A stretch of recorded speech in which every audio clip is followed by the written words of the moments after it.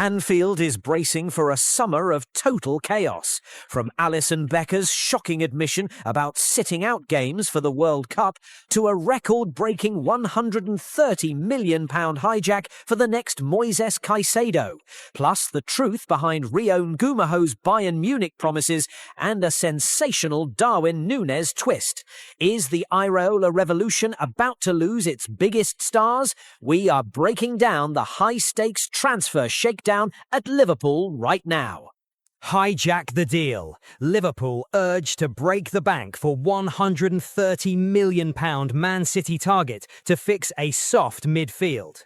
Are we about to see the most expensive hijack in Premier League history, or are we just going to let our rivals strengthen while we settle for more of the same?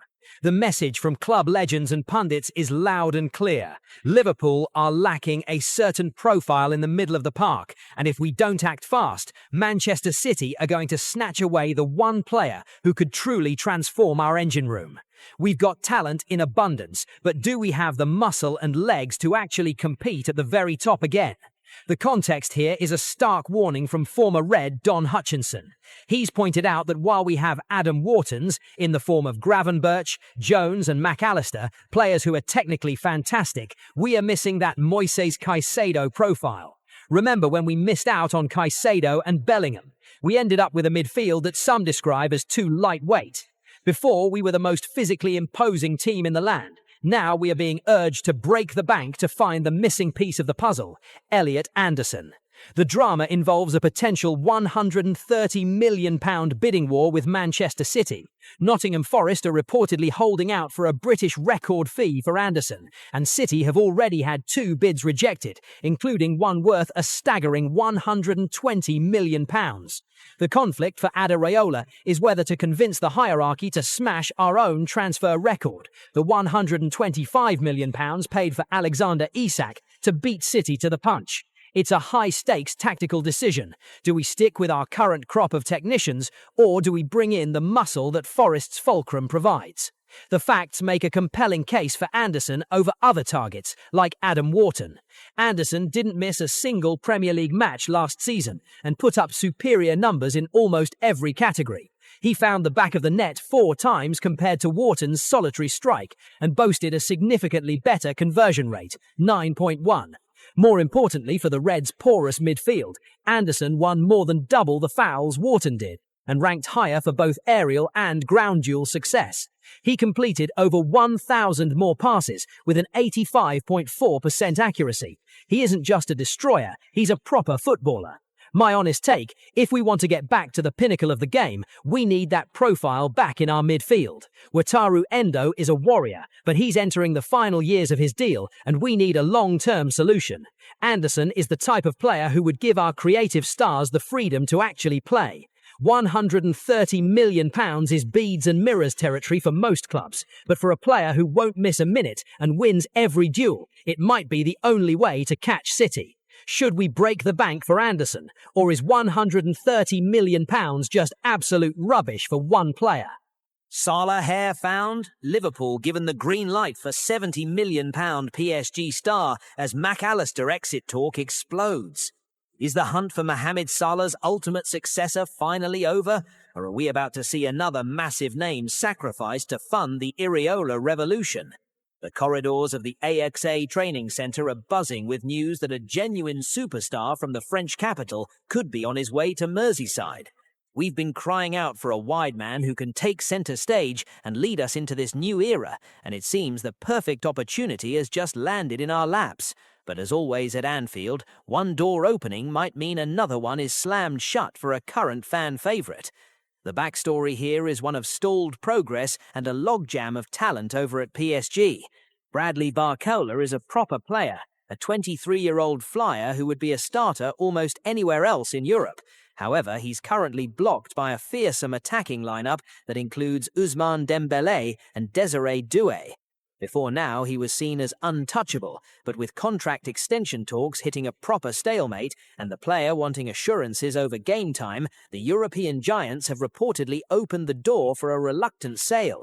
He is years away from his prime, making him the perfect heir to Mohamed Salah in Iraola's high-intensity system. The conflict comes from the potential cost, not just in terms of the transfer fee, but who might have to leave to make it happen. Fabrizio Romano has dropped a bombshell, suggesting that Liverpool may field interest in Alexis Mac Allister this summer. The Argentine was a $47 million signing from Brighton, but let's be honest, he struggled a bit under the previous management last season and looked a shadow of his best self. The drama is whether the club should gamble on a Mac Allister renaissance under Iraola or cash in now for a profit to make room for someone like Barcola or Yan Diamonde. The facts of the situation are that Barcola has 2 years left on his deal in Paris, and PSG's internal stance is that they will only keep players who are highly committed. While no move for Mac Allister is imminent while he's away at the World Cup, the club is reportedly open to a good proposal that benefits both parties. Barcola's competition at PSG is intense, with the arrival of Kvicha Kvaratskhelia making it almost impossible for him to get the minutes he craves. This creates a great opportunity for Liverpool to snatch a player whose ceiling is quite literally the sky. Honestly, I think we'd be foolish not to move for Barcola if the price is right. He's the exact profile of player we need: young, hungry, and technically elite. As for Mac Allister, it's a bit of a toss-up. He seemed too lightweight for our porous midfield last term, and if we can get a proper profit on him, it might be the shrewd move to make room for more physical legs in the middle. It's a massive risk versus reward scenario. Who would you rather see in the lineup next season? A rejuvenated Mac Allister or a brand new Barcola leading the line? Abandoned, Alisson Becker faces furious backlash after admitting to sitting out Liverpool's Champions League charge. How much is a player's loyalty worth when the lure of national glory starts calling? We've always seen Alisson Becker as the ultimate professional, a brick wall at the back who has saved us more points than we can count, but his latest comments have sent a lightning bolt through the fan base. Is our number one really putting his own international ambitions ahead of the club that pays his world-class wages? It's a question that has left many Reds feeling absolutely gutted, especially considering the timing of his recent injury woes. To understand why the Kop is currently in a state of meltdown, you have to look at the context of our 2025-26 campaign. We weren't exactly cruising to silverware. We were fighting tooth and nail just to secure a top 5 finish and a spot in next season's Champions League. Before this bombshell, we all assumed Alisson was genuinely sidelined by a hamstring issue sustained in training. He missed 9 of our final 10 games, including those massive season-defining Champions League quarter-final legs against Paris Saint-Germain. We only just scraped over the line on the final day against Brentford, and now we find out our star keeper might have been able to help us sooner. The drama here is pure conflict between club and country. Alisson has admitted that while he's now 100%, being out of those crucial Liverpool games was specifically to prepare him for the World Cup with Brazil. This has sparked a proper row on social media, with fans rightly asking who was footing his bill while we were battling for our lives for Champions League football. There is a stinging tension between the fans' devotion and a player who seems to have checked out mentally before the club season was even finished. It's a massive risk to his legacy at Anfield. If he isn't 100% committed to the pitch at L4, then we have a major problem on our hands. The environment has reportedly been transformed under Iraola, but if your star keeper is already thinking about his holiday in the US and Mexico before the job is done at home, that transformation might be short-lived. What do you lot think? Should we be looking for a new number 1 this summer, or is this just a massive misunderstanding? Wonder Kid shock. Rio Numahar's camp promises Bayern a deal as Darwin Nunez nears Barca switch. Is the future of our academy already being auctioned off to the highest bidder, or is this just the modern game where loyalty is a thing of the past? We've just seen 17-year-old Rio Numahar dazzle on his England debut, but the celebration has been cut short by reports of a shock move to the Bundesliga giants. At the same time, a former cult hero is being linked with a stunning departure from his Saudi nightmare that won't be bringing him back to Anfield. It's a summer of transition for the Reds, and the moves behind the scenes are getting properly messy. The backstory to the Numaha situation is a worrying one. Last weekend, Bayern Munich were linked with a swoop for our promising winger. Before we could even process that, reports emerged that his representatives had actually made 2 promises to the German side, that he was interested in the move and that contract details wouldn't be an issue. Meanwhile, Darwin Nunez, who left us for Al Hilal for £46 million last August, has found himself sidelined in Saudi Arabia following the arrival of Karim Benzema. While rumours suggested he wanted a stunning return to Liverpool, that now looks highly unlikely. The conflict for Liverpool is protecting their assets. The club reportedly took a strong stance when Bayern knocked on the door, refusing to even enter talks because they believe Numaha can become a major asset for us. The drama with Nunez is different. Barcelona are reportedly eyeing him as a budget-friendly replacement for Robin Lewandowski. The tension for fans is seeing a player who was effective for us potentially succeeding elsewhere, while our own youngsters are being seduced by European powerhouses before they've even properly kicked a ball for the first team. The facts of Numaha's talent are undeniable. He earned Player of the Match for England against New Zealand and scored 3 goals in 31 appearances during his maiden season with the Reds.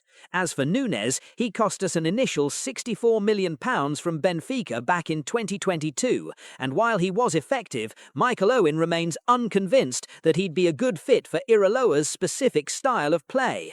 Honestly, we have to keep Rio Numaha at all costs. Seeing his camp signal interest to Bayern is rubbish, and the club's firm no is the only right answer.